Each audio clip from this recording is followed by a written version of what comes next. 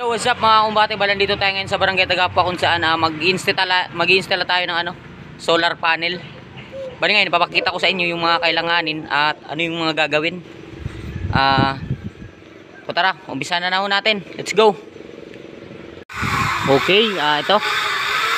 Magkakabit tayo ng mga kumbate, solar. Kung saan ipapakita ko sa inyo yung mga kailanganin. Siyempre kailangan natin ng extension, drill, metro, flat screw, tsaka star screw, martilyo, tsaka yung plies na tinatawag. Tsaka siyempre pentel para iguhit yan dun, para ibarena natin dun sa may part na yun. So pag-i-install na ito mga kumbate, itong makabagong design ng solar kung saan meron siyang remote. Meron siyang remote mga kumbate. Ayan. Meron ho siyang remote. Okay na. Bali yan, inaano na ni Balong yung mga gamit natin.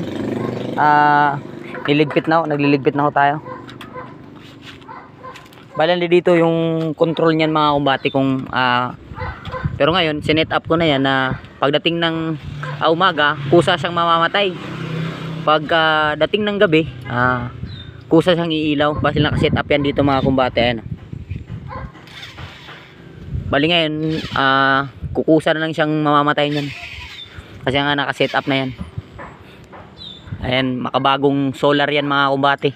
Bali yung panel niyan nasa ibabaw, yung ilaw nasa ilalim. Bali kabilaan lang ho yan sila mga kumbate. Ayun, merong 4 na tornilyo na ilinagay natin doon para i-bolt.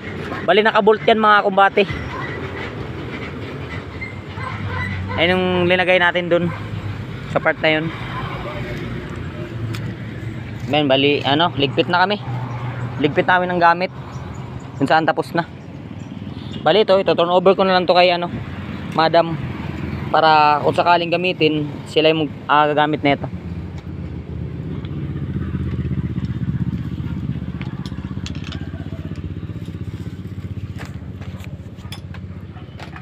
Yung pagpunta natin dito mga kumbate, double purpose kung saan pinapa-estimate sa atin tong pipinturahan na to.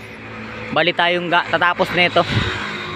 Ayan, bali ini-estimate natin kung paano kung magkano ba yung presyo nito sa finish. Bali yung mga biga nito tsaka mga poste dark blue, tsaka yung mga wall nito light blue.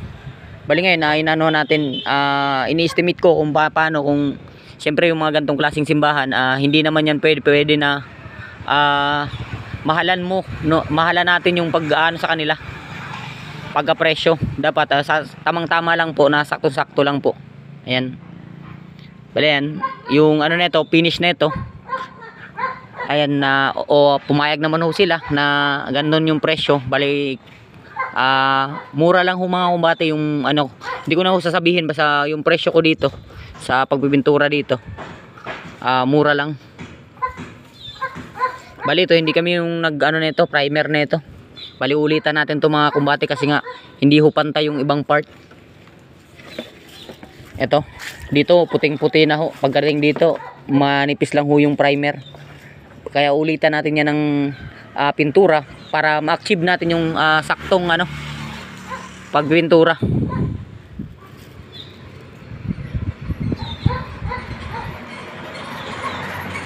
Yan, site visit lang muna tayo mga kumbate. Site visit.